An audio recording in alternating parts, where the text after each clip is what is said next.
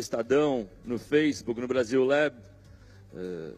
Esse aqui é o GovTech Brasil, construindo uma agenda digital para o setor público. E a nossa próxima conversa também aqui, temos 20 minutos no cronômetro já.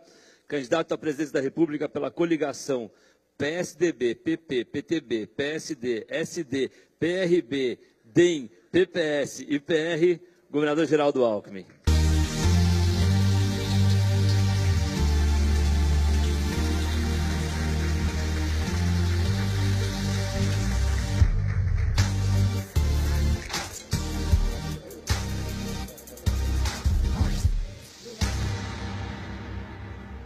Seu microfone. Essa coligação deve ter dado trabalho, hein, Geraldo? É difícil até de falar. Posso imaginar. Pois é, do tamanho dos desafios que o Brasil vai ter que enfrentar. É verdade. Né? Eu li aqui, eu não tinha lido ainda todo o tamanho dela, é grande mesmo. Bom, governador, muito obrigado por ter topado o nosso convite.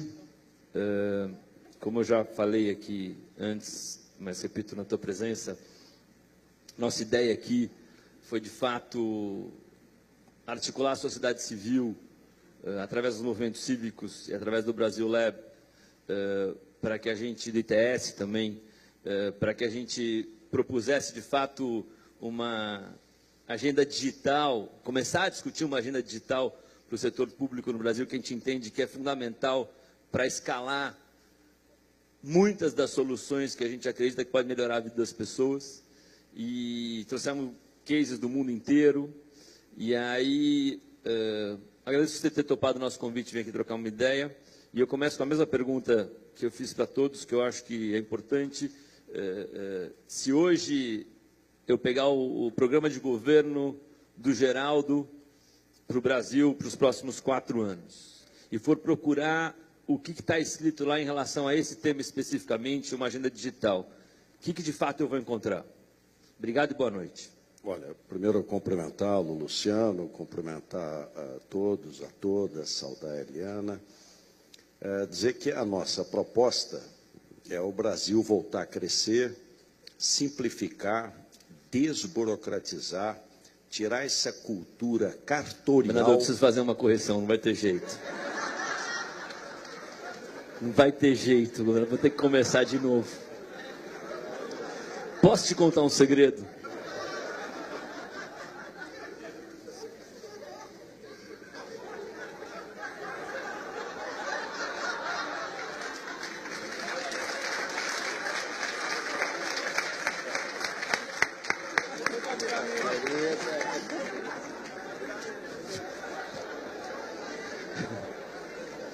Essa é imperdoável, viu?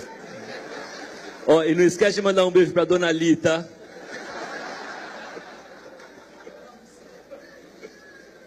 Mas tudo bem. Eu fiquei aqui 2 minutos, Eliane ou Eliana, e a Angélica, perdão. Mas para não descontrai o público, a gente começa bem. A gente estava falando de futebol, né? Não, Geraldo, então agora, então, brincadeiras à parte.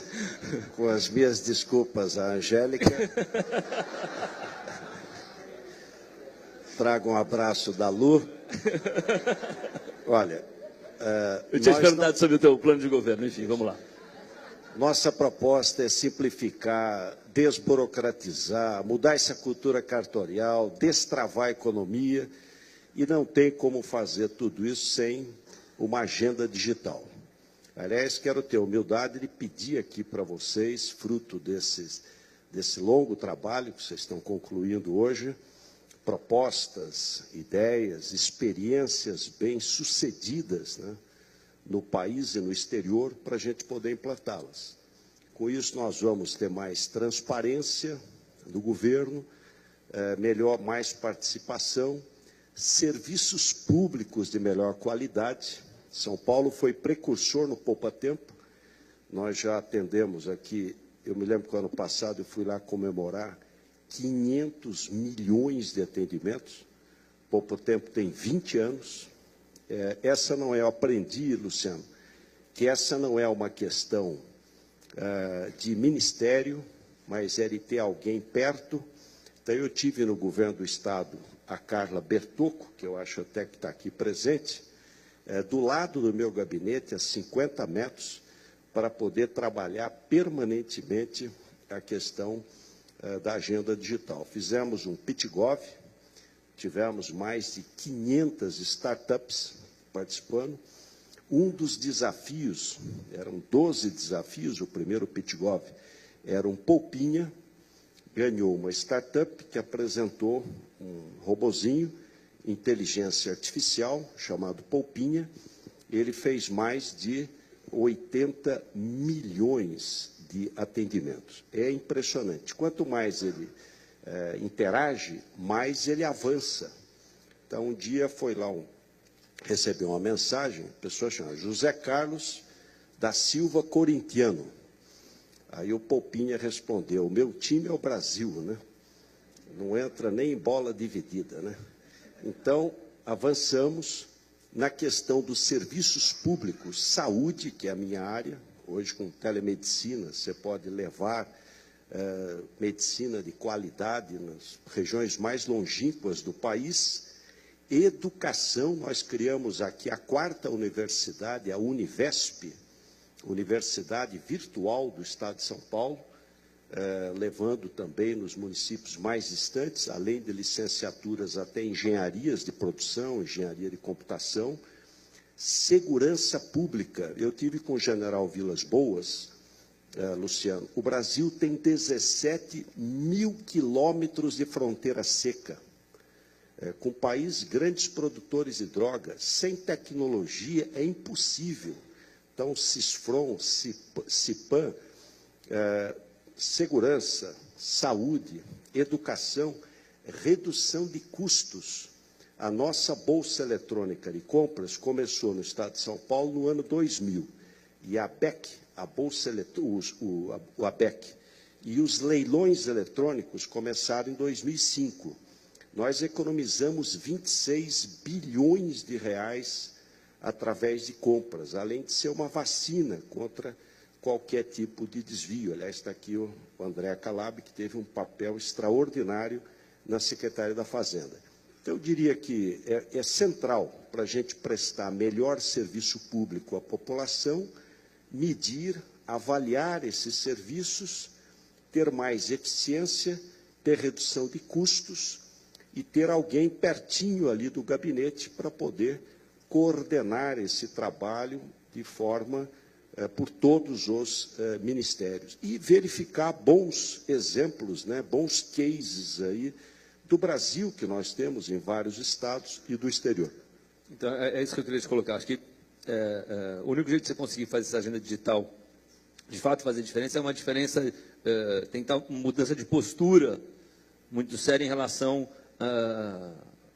à missão do governo, de fato digitalizar, de fato usar a tecnologia a favor. Eu comentei aqui em algumas outras conversas que até hoje a tecnologia na esfera federal era tratada ou dentro de um ministério ou nas empresas de informação e de data.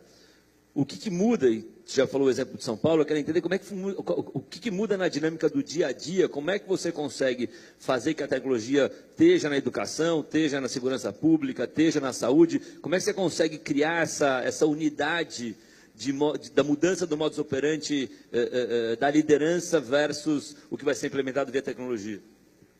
Olha, essa é uma tarefa cotidiana, né, que passa pelo macro. Nós temos que universalizar o acesso à internet. Ainda temos uma parte, mais de 1/3 da população brasileira sem acesso, não só a fixa, como até a móvel. Para ter uma ideia, mais de 1/3 das escolas no Brasil não tem acesso à internet. Então, nós vamos estabelecer metas para serem cumpridas, para a gente universalizar o acesso. Depois, ir melhorando serviços públicos para a população, aplicativos. Eu sei que tem experiências internacionais, até que foram expostas aqui, de ter uma identidade única, que você tenha dentro dela, né, num documento só, todas as informações. E eu diria que é uma mudança cultural. O Brasil tem uma cultura de cartório, né, de mandar, de estabelecer regra, de estabelecer custos, de criar... isso é permanente. Eu me lembro que, quando eu era prefeito, houve um incêndio na Vilares, em Pindamonhangaba, no canteiro de obras, e eu fui lá e peguei uma breografia que tinha lá no chão, tinham 10 mil trabalhadores na siderúrgica, pedi para um professor meu de pneumologia analisar a breografia. Ele olhou, ligou para mim e falou, olha, não existe isso. Se você puder enxergar numa breografia daquele tamanho, só se o cara tiver um buraco no pulmão. Mas era a cultura de carimbo, selo, documento. Você tem que mudar essa cultura. Veja a questão de extintor de incêndio. Nenhum país do mundo europeu exige, só em metrô, trem, avião, carro individual não tem. Nós estamos exigindo um segundo. Então, é impressionante como nós temos uma cultura cartorial de impor regra, impor gastos, incomodar as pessoas. Nós temos que inverter, facilitar a vida das pessoas, não saia de casa, faça tudo pelo celular, aplicativo, que é o que a gente tem procurado fazer em São Paulo, e com grandes resultados. O nosso Detecta na segurança pública levou à prisão de 5 mil pessoas. Você tem todas as autoestradas que chegam em São Paulo com verdadeiro cinturão eletrônico. Então, tecnologia, no país das dimensões do Brasil, isso vai ter um valor inestimável. Novos empregos, novas oportunidades, estimular startups.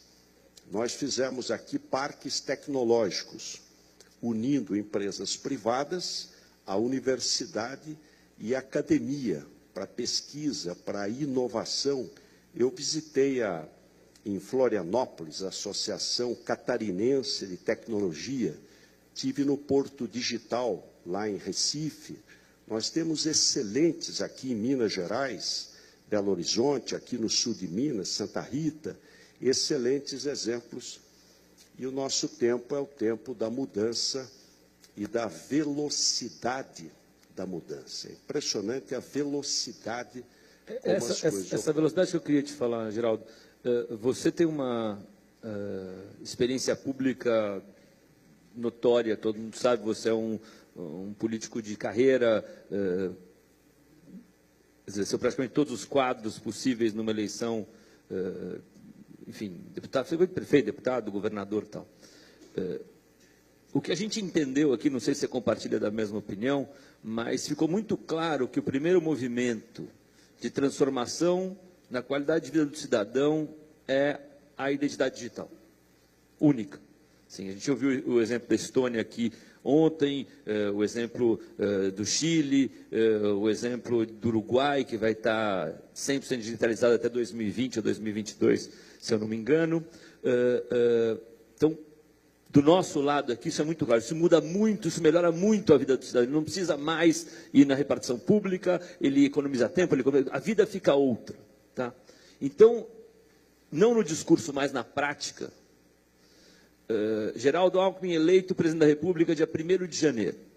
O que de fato dá para fazer, porque, por outro lado, a gente teve uma apresentação aqui da Secretaria de Tecnologia, são 48 aplicativos no governo federal, ninguém consegue manejar 48 aplicativos, são 6 identificações digitais. Então, como é que você consegue, com o poder do presidente da República, desconstruir, porque o setor digital, a agenda digital do Brasil, está nascendo corporativista, está nascendo inchado, está nascendo lenta, está nascendo errado. Como é que você consegue, o presidente tem poder para fazer isso, como é que você faz isso efetivamente? Antigamente você tinha, na área federal, assunto do SERPRO, né? Aqui em São Paulo, o assunto da Prodesp, município, Prodan, eu acho que mudou totalmente. O presidente da República tem que liderar esse trabalho, ter alguém ligado diretamente para liderar o trabalho dentro dos projetos mais macro. Você citou aqui a identidade digital, que junto a ela tenha tudo, e trabalhar junto a todos os ministérios. Nós podemos dar um salto aí extraordinário. A outra, atrair investimento para o Brasil. numa área estratégica, como é TI, Tecnologia de Informação e Comunicação. Se a gente pegar a região de Campinas, é um polo de tecnologia impressionante. Por quê? Vai desde os centros de pesquisa, institutos de pesquisa, centros de pesquisa, projetos sírios, passando pela formação profissional, educação básica de qualidade, indo até a técnica tecnológica universitária, lei de incentivo à inovação, como nós fizemos aqui em São Paulo, uma lei paulista de incentivo, mudança no regramento jurídico legislativo. Hoje as startups reclamam muito que nós temos um problema para contratar startup, vão parar até na justiça. Então, você precisa rediscutir o modelo legislativo, institucional, para a gente poder ter mais agilidade. Então, não tem uma bala de prata, mas você tem toda uma agenda para ser cumprida e poder avançar e cumprindo ano a ano aí as metas e os objetivos. Mas acredito que esse é o grande salto. Por que o Brasil não cresce? Porque o Brasil ficou muito caro. O Brasil é um país caro. Nós precisamos de uma reforma do Estado. E não existe reforma do Estado sem governo digital, sem você ter as novas ferramentas de tecnologia para ter um Estado mais eficiente, mais transparente, com mais controle, com mais avaliação, com menos custo. Então, isso é essencial. Mas é uma briga difícil e que tem que ter muita predisposição de comprar, porque ela tem avaliação, ela tem avaliação de produtividade, ela vai ter a sociedade não vai entender isso facilmente, vai ter um monte de coisa que vai jogar contra. Eu perguntei para o Amoedo e perguntei para o Boulos e as opiniões foram um pouco diferentes, queria ouvir a sua também. Tanto no exemplo da Índia quanto no exemplo do Uruguai e outros que a gente ouviu aqui, a iniciativa privada teve um papel muito importante como quase sócia do Estado. Você pega a Índia, por exemplo, é 1 bilhão e 100 milhões de identidades digitais em 6 anos, né, Ronaldo? É muito rápido, escalou muito rápido essa solução, usando biometria, ou seja, o cidadão na Índia bota um óculos praticamente, que na hora você vê, não tem como ter fraude, tá? Mas lá você tem, o Estado é o dono desse ativo, vamos dizer assim, da informação, mas ele é gerenciado pela iniciativa privada. Então, como é que você vê essa parceria, vamos dizer, essa PPP, contra, a favor, necessária, não necessária? Eu sou fã de concessão e PPP. Sempre o Estado precisa ser planejador, regulador, fiscalizador, mas ele não precisa ser empresário. Então, você não vai ficar mais fraco por causa disso, fica até mais forte. É o grande planejador, estabelece prioridades, estabelece bons marcos regulatórios e agências de regulação e fiscalização não partidarizadas. Então, PPP é um bom caminho. O setor privado precisa confiar para poder investir. Daí eu ouvi uma boa. Diz que o governo confia na economia, mas não tem dinheiro para investir. O setor privado tem dinheiro, mas não confia na economia, não tem confiança. Então, nós precisamos ter confiança, bons marcos regulatórios, agências reguladoras para ter investimento. Você tem uma questão a ser resolvida, que é a privacidade. À medida que eu estou trazendo a iniciativa privada para participar, aí nós temos que verificar juridicamente a experiência da Índia, de outros países, como é que foi feito. Mas eu acho que o caminho da PPP é um belíssimo caminho. Essas coisas têm que aprofundar, mas acho que terá solução. Muito bem. E, para encerrar, acho que a gente ter te contado, mas começou a nossa exposição ontem. A gente fez até vou depois lhe mostrar, chama Mapa da Informação, que a gente mapeou como o Estado brasileiro armazena informação e ficou muito bem feito um estudo que o ITS fez, open source também. E uma das nossas entrevistadas que eu trouxe no palco era a Cristiane, que passou, ela e seus 16 irmãos e a mãe passaram a vida inteira em São Cristóvão, no Rio de Janeiro, sem nenhum tipo de documento. Então, e ela contou as agruras e dificuldades de ter uma vida sem você ter nenhum documento. A partir do momento que ela quis ter documento, ela levou 10 anos para conseguir ter documento. Ela tem agora, ela tem o seu título de eleitor, inclusive, e vai votar pela primeira vez. Então, para encerrar, eu queria saber qual é a mensagem que você, como candidata a presidente da República e com uma agenda digital, como você falou. O que você falaria para a Cristiane e para tantas outras Cristianes Brasil afora? Olha, Luciane, para a Cristiane, né, e toda a família, todas as Cristianes, de que o nosso compromisso é o governo não resolver problemas. O presidente Kennedy dizia, a mudança é a lei da vida. Nós temos que mudar rápido, ter coragem de enfrentar corporativismo. E o povo aplaude. O serviço público mais bem avaliado de São Paulo é o Poupa Tempo. Tem 99% de avaliação. O que nós precisamos é dar um outro salto ainda de qualidade. Mas quero agradecer muito, Luciano, dizer que quero receber as sugestões, propostas, agendas aqui do debate e mandar um grande beijo para a Angélica. Obrigado, Geraldo.